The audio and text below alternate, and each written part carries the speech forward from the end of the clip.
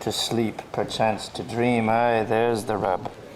For in what dreams may come once we shuffle off this mortal coil must give us pause. Cobra!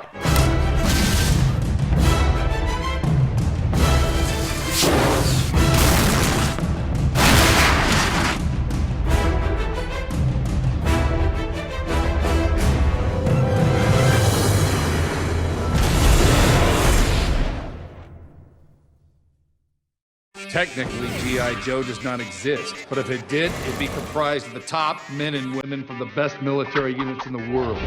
When all else fails, we don't. We took a whole look at all the brands that we had and how could we reinvent the company through the reinvention, reimagination, recreation of our brands. And of course, motion pictures are right there at top of mind. So we got into that whole process. Ready, and action! As Steve Summers came on board, it really took on speed because as he began to understand the G.I. Joe versus Cobra story, he got very excited, and that really helped us to propel the movie. When I was a kid, I grew up with a 12-inch G.I. Joe. I played with that a lot because there's all different kinds of costumes and this and that in different eras. And then I kind of, I grew up and out of it. And when they came to me about G.I. Joe, I kind of thought, well, I don't know if I have any ideas pertaining to that particular toy. And then my assistant, my producing partner's assistant, who are a little younger than I, they said, no, you don't understand. In 1983, they changed it to these characters.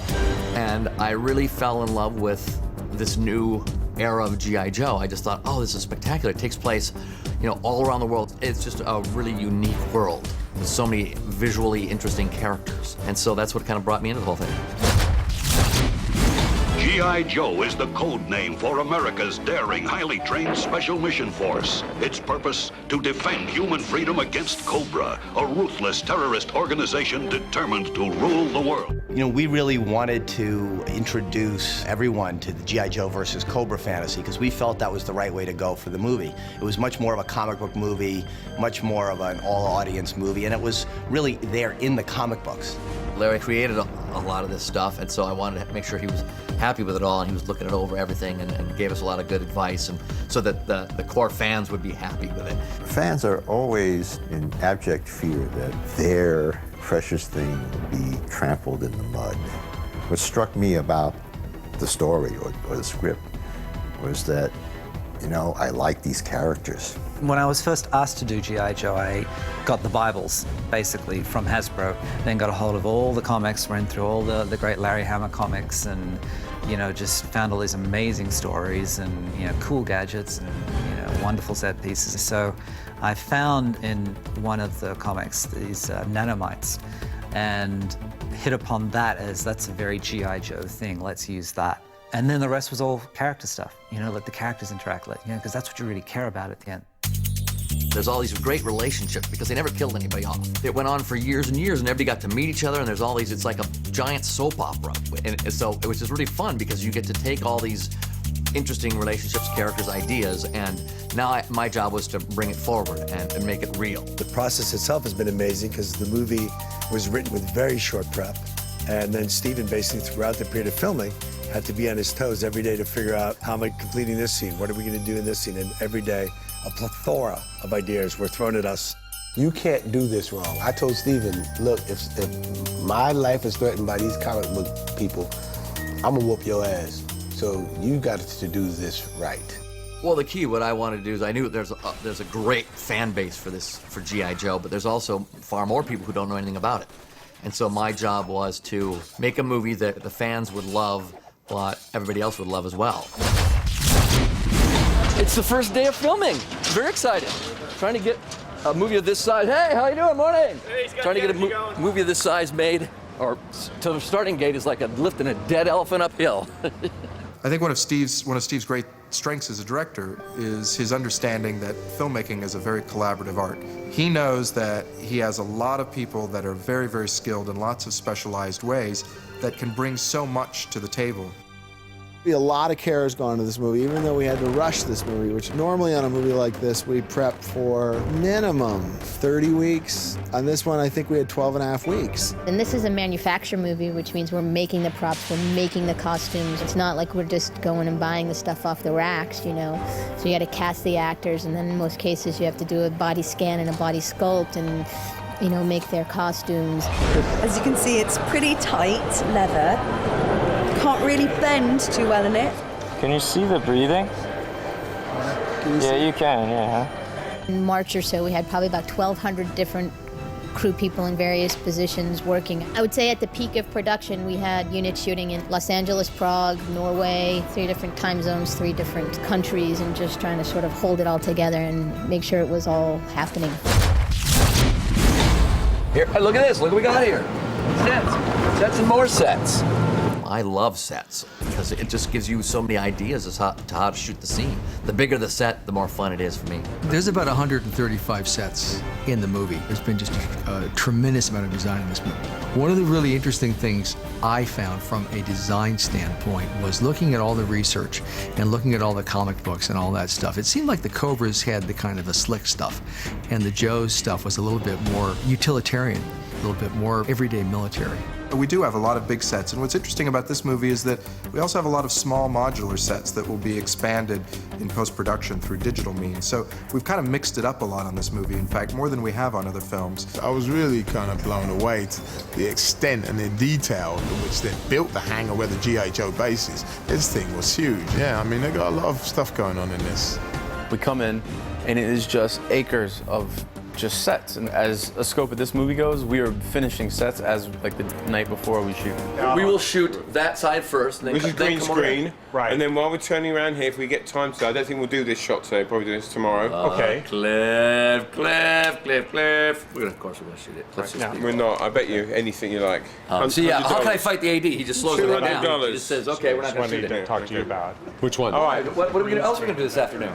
We were shooting in an ice cave, which clearly was not real ice, but it looked like it. It's this huge structure, and every day is something different. Every day is a different location. One of the ones that was the most fun was the laser control room and laser control core, which it's part of the Cobra base where there's this big shaft, and Snake Eyes and Storm Shadow also have their final duel in this space.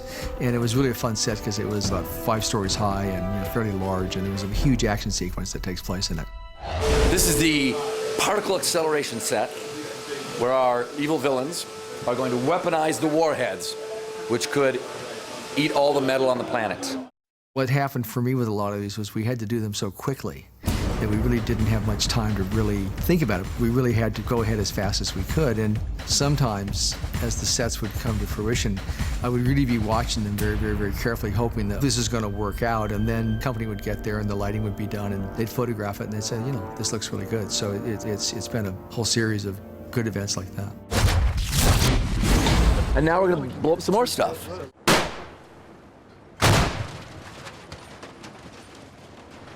I have a very large appetite when it comes to filmmaking. I love big, it's fun. It's a Steven Sommers movie, which means it gets bigger every day. And that's what I love working with Steven, because there's always stuff to do. There's a written word, a scene that's described, but bigger's better for Steven. You know, like when you go to McDonald's and you want your fries supersized. Well, you know, Steven wants to summer-size everything. You know, we show him an explosion and make it bigger, you know. But I mean, it's got to be big and it's got to be exciting virtually everywhere you look. There isn't a section of the film frame that isn't occupied by some excitement. I seen a building blow up, and I got up from behind the car. I swear to God, I had an afro, and I think it singed all the way from the burning building. I'm a fairly visual filmmaker. You know, you'll never catch me making movies about doctors or lawyers. I love to take people to places they've never seen before, to whole new worlds. Everybody pull back! Pull back now! It would be good. Down here so they can help. Watching Steven Sommers direct this movie, it reminds me of watching kids play with action figures. Yeah, because I want Dukes, yeah, boom, boom, boom, boom, as you're loaded, and then boom. But I like his. I never knew him as a kid, obviously, but you can see that 11, 12-year-old boy from Minnesota, you know, biting his nails when he's watching the movie and getting scared. And he's just like that when he directs as well. When he watches the monitor, you can see him. He's animated. He's the character, you know, that he sees on the monitor. Steven's got a concentrating face where he basically sticks his tongue out, bites it really hard, and makes a face as if he's sitting on a very, very hot sausage. After he say action, then his face turning weird. Yeah, so I had a lot of fun with my friends seeing that face. Let's see the next camera. Let's see. Let's blow this other side. Great. Ooh, that's even nicer. That's great. Oh, wait a minute. Let me see that. Play that camera again. It's like he's doing this lunatic dance. You've never seen anything like it. It's someone's like stuck ants in his pants and he's hopping around and he's watching it. Oh yeah, he goes like this and gets the thing right, and he's just like, that was great, that was great. And cut. Good. Print that. Let's do another one. Here we go. Same thing, only better.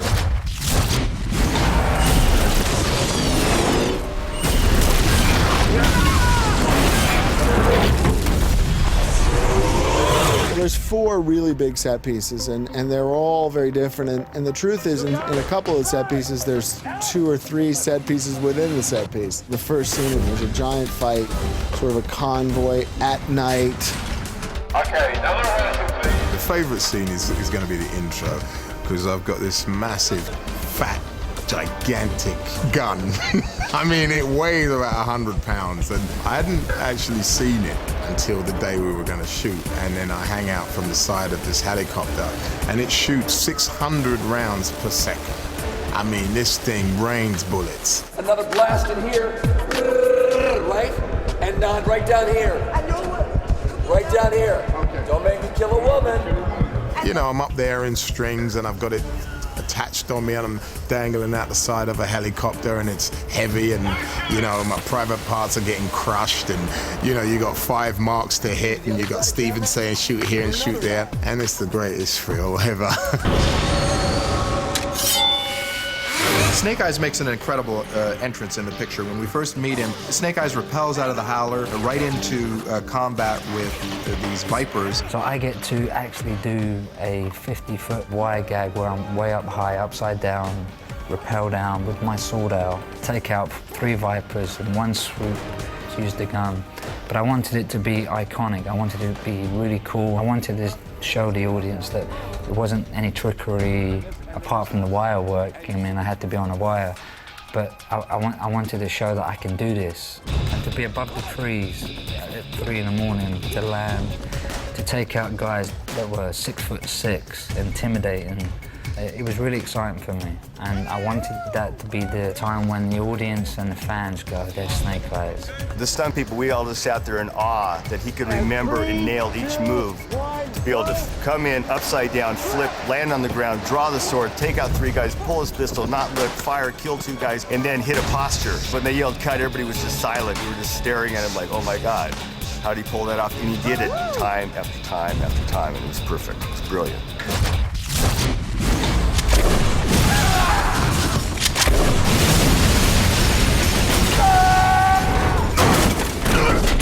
The second action scene, everybody's got full-on battle going on as the bad guys try to attack the home base of our good guys. And then when we did the actual battle in the urban combat level, it was practical firing from our Joes, and the Vipers were doing the pulse weapons.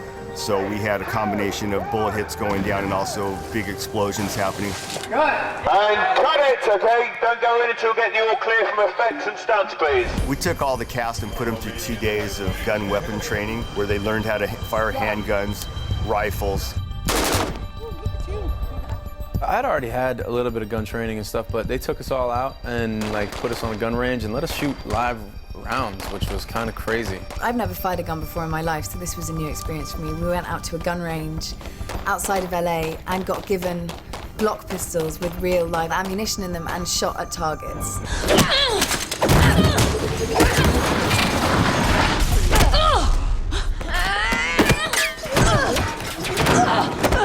All of my movies, I like very strong, smart, tough actresses and women, you know, it's like, and characters. And so in this, the same. The Baroness and Scarlett are 2 very strong, smart, tough women, and we got the right actresses to play them. In the film, there is this girl fight between Scarlett and my character that is vicious. And when we were kind of preparing for it and training for it, I think they wanted it to be all-out violence. So there are bits where I've got a chain around my hand and I'm just punching her in the face. And that involved months of training and choreographed fights. Oh, sorry. Sorry. Keep going. Then see I know, I will. Let's do feels that again. great. Sorry. Rachel rolled over my face a few times and I punched her in the eye and, you know, things kind of go wrong. Sienna and I trained every day of the week, 5 days a week, for about 6 weeks before we started shooting, about 2 hours a day. And we learned a 90-move fight sequence, which is the fight, this big elevator fight, and there's, you know, we get thrown off the edge, and then we get in a weapons fight, and then she always chokes me out, and I turn invisible. The boys are all really jealous because they fire a lot of weapons, and they get to set off a lot of bombs, but Sienna and I get the best fight. It's such a struggle to But get my hand that's out good. of It's it. good. It's like,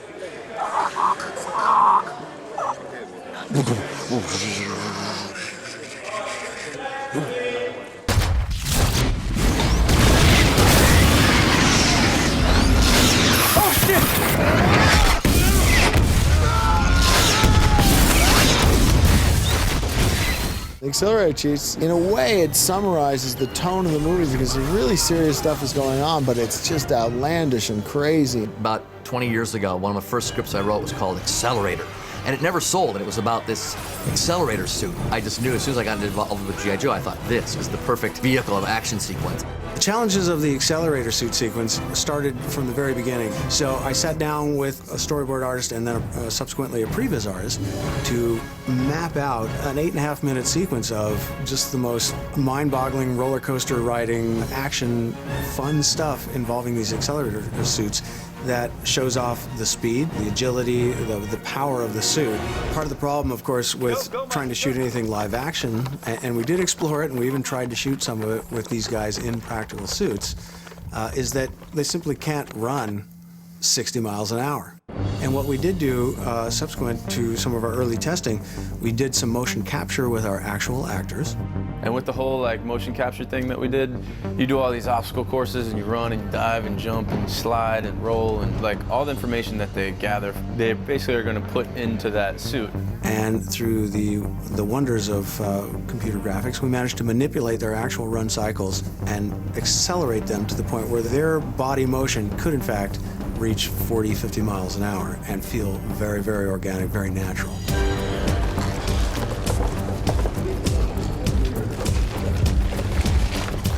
We're about to put Channing into his Accelerator suit so that the visual effects department can scan. We're using 2 body scanning systems to capture the highest fidelity data that we can.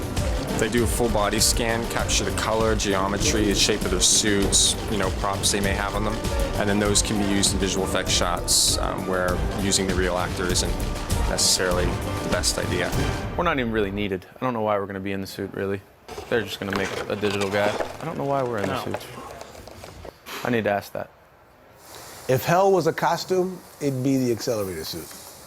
And the devil probably has an Accelerator suit or two in his closet. He has the black one and the green one.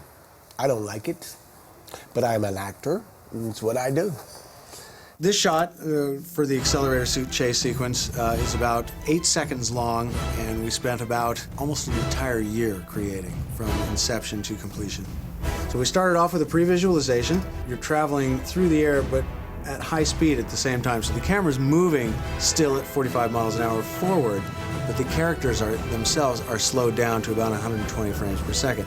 We had to virtualize the entire background. That is to say, we did very, very detailed photographs of this entire street scene, the environment, and we did what's known as LiDAR laser scanning of all of these buildings, all of the architecture, so that we could reconstruct this entire street scene in a three-dimensional environment. And all of the cars were then built in 3D and animated to flip and explode and crash down on the ground in 3D. So after a great deal of pain and effort, the good folks at Digital Domain managed to create this entire environment in 3D and give us a wonderful piece of choreography that looks a little bit like this.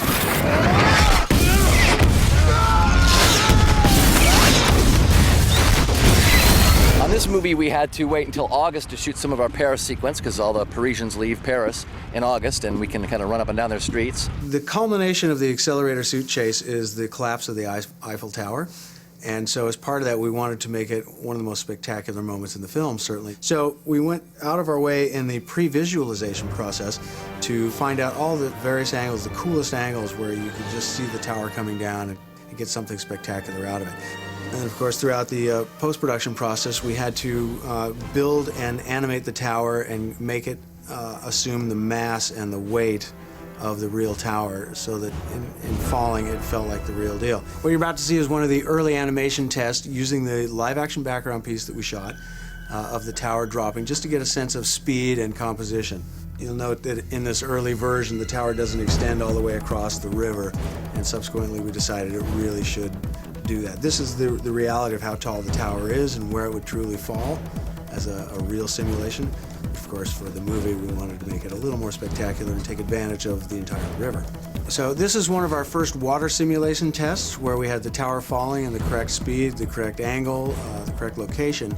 But we needed to do a high-resolution simulation of the water splash as the tower impacts the volume of water in the same river. So what you're about to see now is the final version of the shot, the tower falling with all the little bits and pieces, all the weight and mass, all the crowd running, all the water splashing elements that make it feel like 100,000 tons of metal hitting the surface of the water.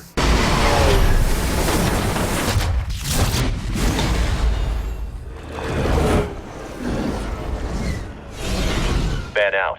Wait till the Joes break formation. And then we come to the end sequence where we have a giant underwater battle. We have the penultimate fight between Snake Eyes and Storm Shadow that will satisfy every fan of what they've been hoping for to see from that relationship. Ripcords up in a jet airplane chasing down missiles. So you're in the air, you're on the ground, you're underwater, it's just a wild potpourri of things that are going on. Yeah, this is very much a design, visual effects, special effects, action adventure film. That's really what this is. This is just one huge, amazing ride. The genesis of the idea for the underwater Cobra base came from our production designer, Ed Verreau. He had some very cool designs underwater, some illustrations that we expanded upon in the 3D construction of the base. And it's a massive amount of 3D geometry. There were cockpits built for both the mantis and the shark, but 95% of what you see in the movie involves almost entirely virtual CG versions thereof. Being underwater poses a lot of problems. I have a lot of old movies to draw upon. I mean, I just love Thunderball, and I just remember what that was like. I thought, oh, now how would I do that if that took place 15 years from now? But I had a lot of great artists and designers and pre-visualization people, and we just, shot by shot, scene by scene, figured it out, how this would all work. How are we gonna stage this epic battle under the ocean, under the polar ice cap? One of the other extreme challenges has been maintaining the illusion of underwater while you've got submarines traveling at ludicrous speeds. So we want to have the excitement and the energy and the motion and the speed of a Star Wars battle, where you've got craft traveling at hundreds of miles an hour. But when you're doing it underwater, we want to have that energy of a Star Wars sort of battle, but craft don't really travel that speed underwater. One of the challenges really has been finding the balance between energy and excitement and underwater reality or underwater believability in our underwater battle. All right, second one in my sights. So typically when you go to do any sort of aerial chase sequence, you tend to rely on photographic plates. That is to say, you'd go up in an aircraft, take a camera with you, and you'd go shoot a bunch of backgrounds. But we wanted to take this chase sequence to a whole new level. So it came down to the idea of creating the heavens and the skies in a virtual fashion. And that's always been one of the great challenges in visual effects, is to create clouds and skies and ground detail below that really help an audience believe that you're up there in the clouds, flying through them, flying above them with a great sense of reality. So as you chase through the skies, you don't for a moment think that you're not traveling up in the sky. There is none of that cotton puffballs in the sky look to it. You really are traveling through the skies. When our master was killed, you took a vow of silence. Now you will die without a word. Storm Shadow and Snake Eyes is really the thing of legends, you know? And they have a blood vendetta that is really one of the strongest I've seen on film. Well, Snake Eyes is possibly the most important character in the G.I. Joe canon. When you go in knowing that, you know that you have to pay particular care, both in the way that he's represented, in the way that he's written, certainly in the way that he's costumed, because these are the areas that you really have to get right for the fans. The whole gang's here because we're going to see Snake Eyes and Storm Shadow fight to the death. It's a battle of the two greatest ninjas on the planet.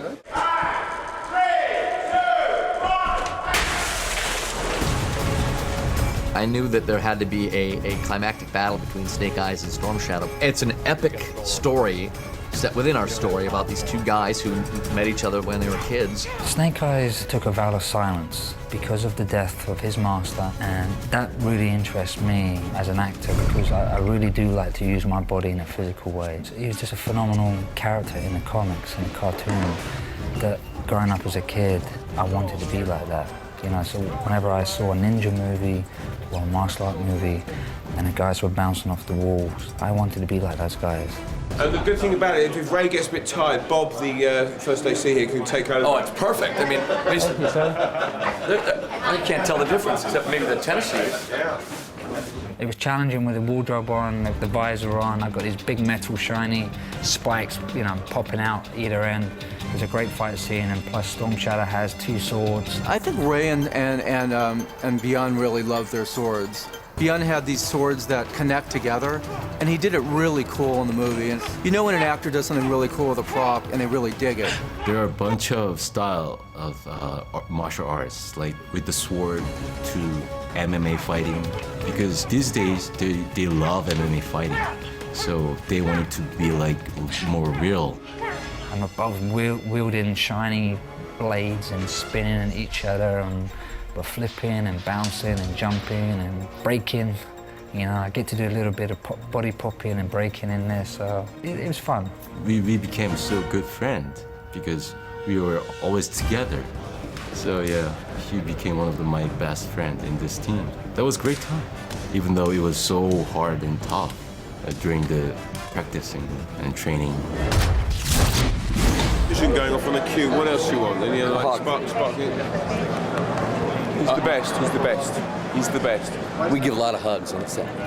I think that it is excitement from frame one to the end titles, and that's something that Steve does with his movies. My kid came to set and he's like, Dad, that's the coolest thing ever. You got Snake Eyes, Dad. I met Snake Eyes. I'm telling all my friends in school, don't mess with me. I know Snake Eyes. It's one of the most satisfying movies I've had to work on. We're living this movie. We're going for it. And there's no joke that we won't reach for. There's no stunt that we won't go for. There's no dramatic element that we won't try to go full steam for and keep going until we get it. I have to say I've been lucky. You know, this is the third one working with Steve Summers, and the one thing that sets him apart from most of the guys that I've worked with is just the level of fun that he has. How can it not be fun to be in a G.I. Joe movie? Come on, it's just a cool thing to do and to be part of. This is a big fantasy movie, you know, and I think a big fantasy movie is a relief for everybody. It feels good to go to a movie and sort of step out of your own reality for a little while. We just want people to come and have a good time. It's a popcorn movie, and we want everybody to have as much fun watching it as we did making it. We want the movie to be for everyone. We want everyone to enjoy the film. And it's important to us that you get to experience a lot of different things. And I think ultimately that's really what summer movies are about. I want to thank you for making this the most fun movie I've ever done. We're done. That's a wrap. Everybody thought it was gonna take 95 days to shoot, and we actually shot in 82. We were just moving so fast, and part of it's we were having so much fun. When you're having fun, you can really get a pace and a tempo going on the set, and I consider it the best crew on the planet.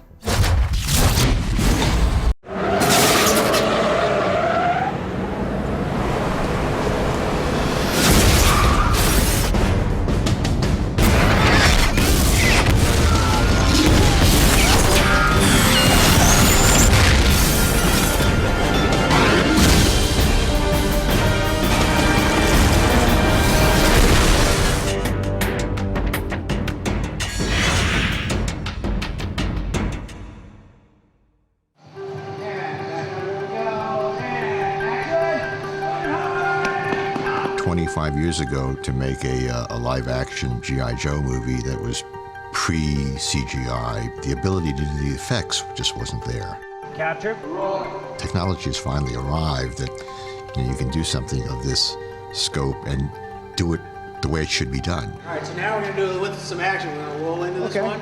The show nearly tripled in scope and size as we got through the film. It's a lot of fun, I gotta be honest with you. There are so many different kinds of things to do. It's pretty much got everything under the sun. I've got massive architectural set extensions and environmental extensions to do. There's weaponry. There's aircraft, watercraft, just about everything I could think of that I want to do. Character animation, super robotic people, it's a wild challenge. From the time of conception and budgeting to the point at which we're finishing the film, we have literally tripled our shot count and probably doubled our complexity for all the visual effects shots in the movie. Everything that Stephen would like to do has to be spectacular. It's got to be huge. It's got to be bigger than life. My job is to make the most entertaining, big, fun movie I can. And as we went along, we just kept evolving and evolving it, and it got bigger and bigger. The funny thing was that we were sitting in a production meeting one day, and the quote that we have from Steve, which is kind of our daily mantra, he said, generally speaking, overdo things. We started out trying to contain a budget and make the film for a price, but in the end, as the film evolved and as you work on sequences that demand action, demand scope, you really have to open it up and you have to add camera angles, you have to add more excitement and just more big stuff to make it feel bigger and better than anything you've seen before.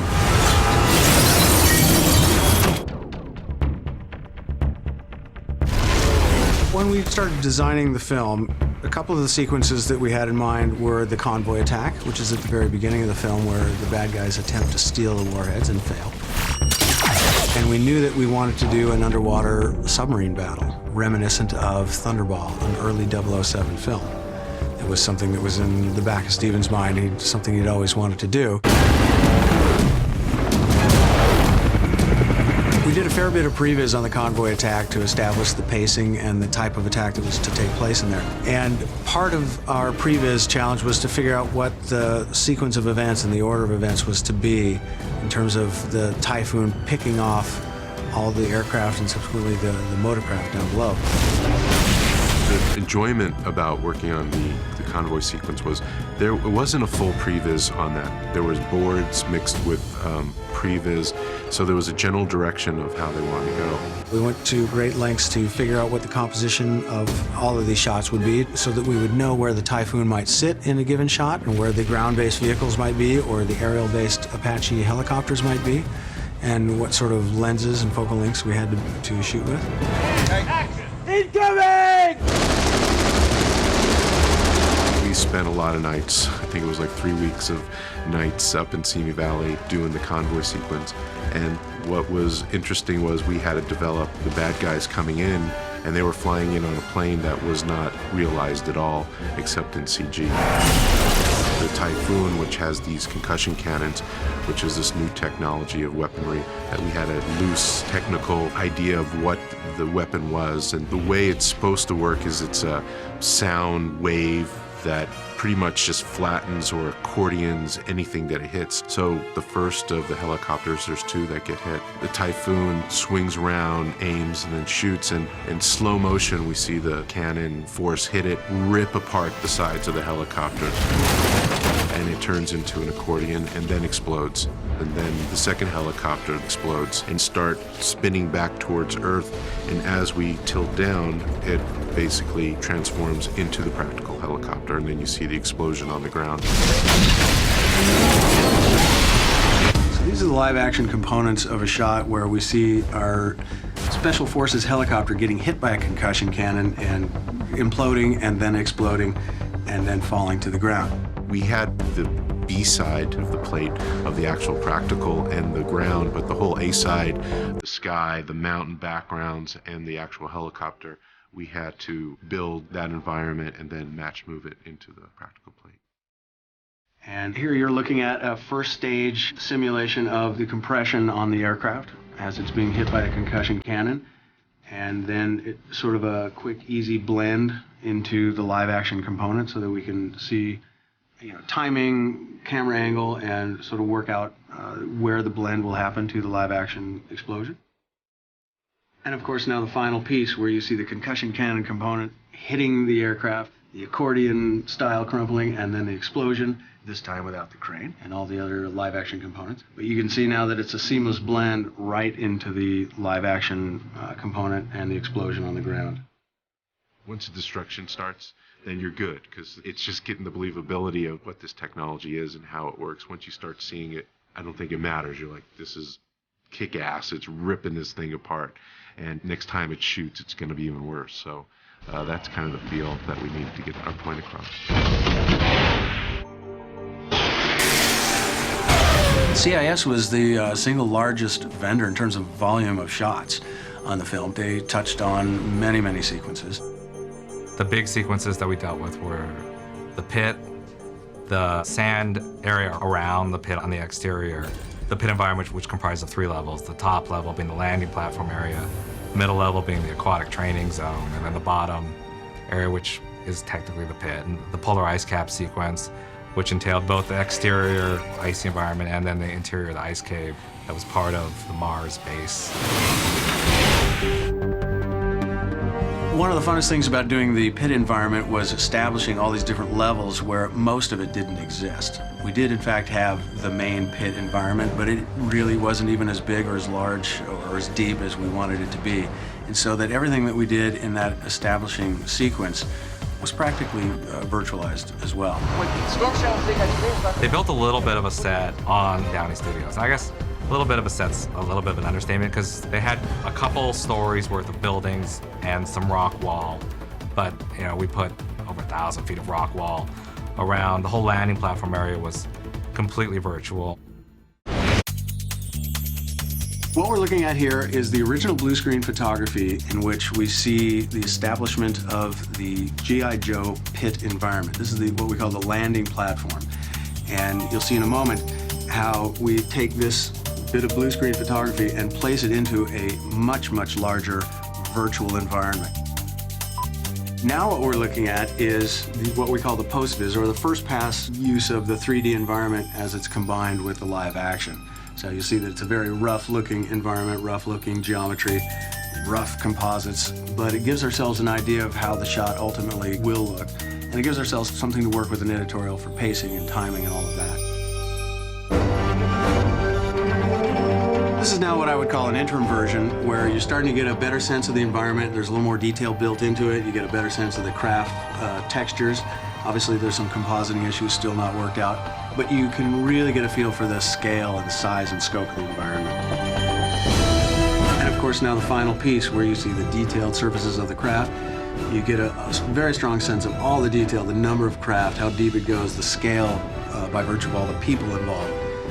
The hundreds of layers of steam and sparks and atmospheric layers that are built into it, just the sheer number of digital characters in the shot, the amount of set dressing that's in there, the way we fleshed out the entire environment, and even down to the interior of the elevator car. Good job, Jones. Outstanding. Welcome to the pit. Anything with a shot of that kind of length, the big deal with something like that is keeping it interesting. You know, making the individual parts in the shot look decent. Stuff needs to be happening to hold the audience's interest. So after they land in the landing platform, they walk into the elevator, and then they start to descend so they can see the different layers. Providing the detail and establishing the depth and scale of all those environments as you travel down the elevator actually was quite a bit of a challenge, because you needed to be able to establish in a very short period of time just how big and how used these environments are. That is to say that you need to realize very quickly that it is in fact an entire training environment built underground. Men and women. So you've got the underwater training environment, and you've got to see that they've got room to maneuver submarines, you know, submersible craft, and that they can fly boats across the surface of this water at you know, I don't know, 20 knots or something. And they've got room to fire torpedoes and really, you know, test themselves. It's like an Olympic swimming pool on steroids, you know, it's 50 feet deep, you know, a mile wide, there's boats underwater, shark subs going through obstacle courses, blowing things up. It's just over-the-top madness. And then you travel down further into the pit, which was one of the areas that we did in fact build a set for. We ended up having to extend all of that and populate it with guys flying on jetpacks and, you know, traveling vehicles. and adding extras into the environment and just extending the environment in depth. It's crazy, you know. The whole introduction of the howler coming in, landing, the over-the-top size of the landing platform. And then you go down and it's like, oh, here's a swimming pool, it's even crazier. And then you get down to the bottom, you know, the pit where the urban combat is, and that's crazy too. You know? So that whole sort of little peeling away at the onion of oversized facilities, I think it's very in keeping with the spirit of the film. It's bigger, more, crazier.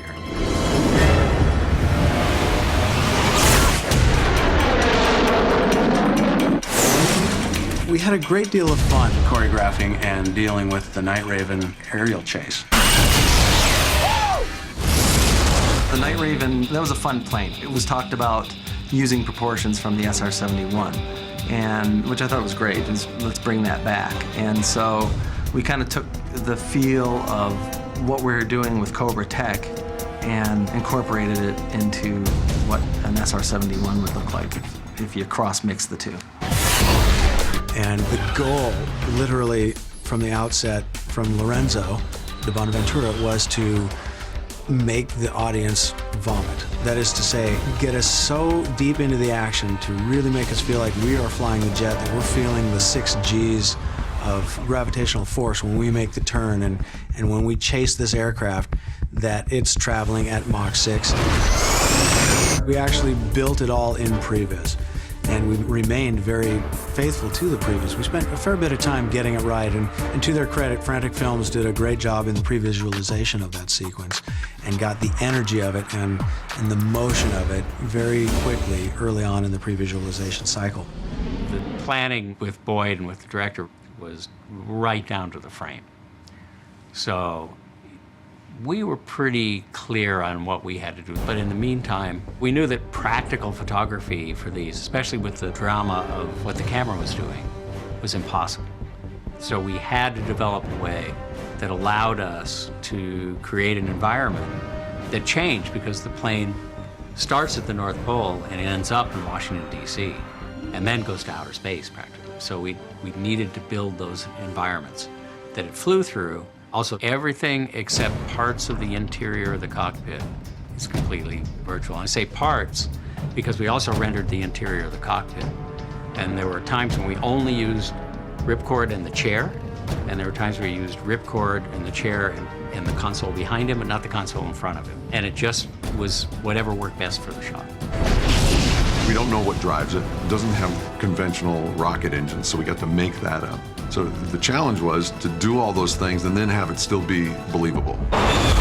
You know when a plane looks real, and you know when a plane doesn't look real. And the technical challenge was, in cut after cut after cut, really believing ripcord was at the controls of this airplane. It was really traveling through this environment. Any artifacts of flying, you know, contrails, any of the little pressure buildups that result in condensation on one side or the other of the plane, the afterburners, all that stuff had to be choreographed so it worked with the motion of the plane. And you had to make it look real. They came up with some very cool stuff, and it was just brilliant to go from the previs that we'd worked so hard on to get that feeling, that speed, that sort of roller coaster that's going to throw you out of your seat when you're watching it, and to translate it to the final shots on the big screen was very, very satisfying.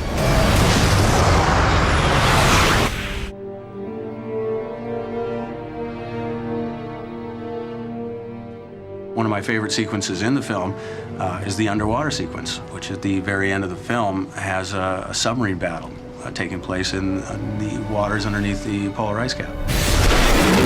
And the challenges there were immense for a number of reasons. One, you're dealing with an entirely virtualized environment that is massive in scale. You're dealing with water dynamics and the challenge of trying to maintain the illusion of being underwater. So virtually every shot that you see in there is just massive, and there's no way to really express it. And they all go by so very quickly, you don't really even realize that there is that much work that goes into them.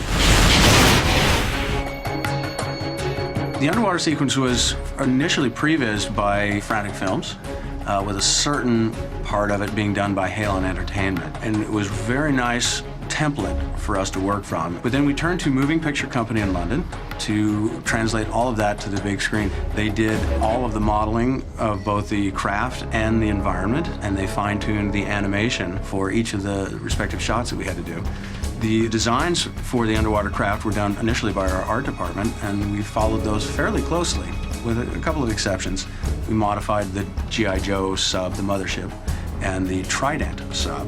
But the Mantis and the Shark craft are virtually identical to what we had designed in the initial production designs. Then, as far as the environment, what we call the Cobra base, or the Mars underwater base, we built from initial sketches done by the art department. This was definitely one of those films where everything in the movie that was a fancy element had to be designed from the ground up, nuts and bolts. There was nothing that existed before. And I started off, I think, with the Cobra base, the underwater base, and a lot of the original stuff that I was doing were called the keyframes, which was basically, you know, if you take a paragraph of action out of the script, this was the first image that the studio would see of what this movie might look like. Doesn't necessarily mean that the designs stick, but it would be close. We took those designs, and Steven wanted to make it sort of bigger and a little more industrial. So we asked the art department at Moving Picture Company to sort of elaborate and extend on those designs, and they built some of the towers and just sort of expanded everything and made it much, much bigger than we originally scaled it to be, and placed it out on a cliff overlooking an abyss in the nice, clean blue waters of the Northern Arctic. It's actually an extreme challenge in the underwater sequence to create something that we know is real underwater and feels like it's underwater, yet gives the viewer clarity. We started looking for some different underwater looks, because doing large underwater sequences, again, there's this whole believable and realistic thing. There's no realism to being able to see a couple of kilometers underwater. Both Boyd and I, both of us are pretty experienced divers. We've been in the water a lot, and we've done a lot of underwater movies. So we know what all the cheats are.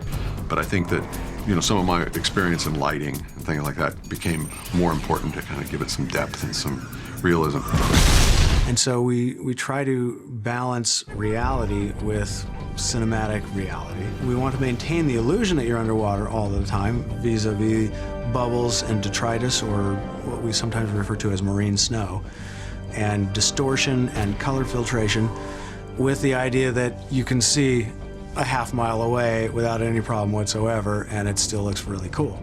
So this is a blue screen plate for a shot where Duke now has stolen a Cobra or Mantis craft and is going to submerge underwater and go head out after the bad guys. So we've used a VistaVision camera to photograph this against blue screen. You can see we have the cockpit, and it's on a moving gimbal, so that we can get him to perform and move as though he's really swimming around in his underwater submarine craft.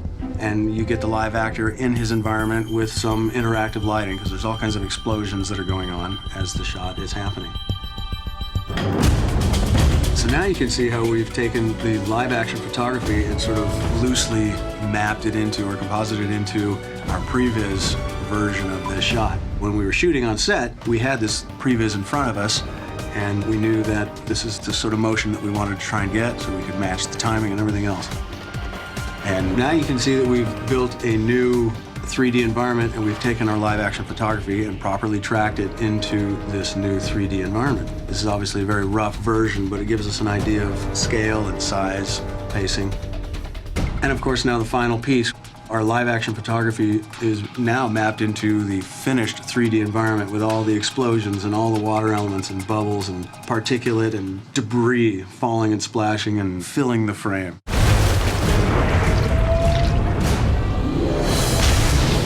Most people are never going to know just how complex that was. And hopefully you kind of just look at it and go with the flow. But it's really just in terms of the sheer amount of geography that you're looking at down there, and the number of craft that you're dealing with, and the number of elements that go into it, just staggering. I kind of knew going in just how difficult a lot of this was going to be. What really was the surprise to me was how big it got. By big, I mean the scope of the movie. Steven decided that it needed to be bigger, better, brighter, faster. Everything about it just kind of grew, and it kept on growing. And that's really where the big surprise was for me.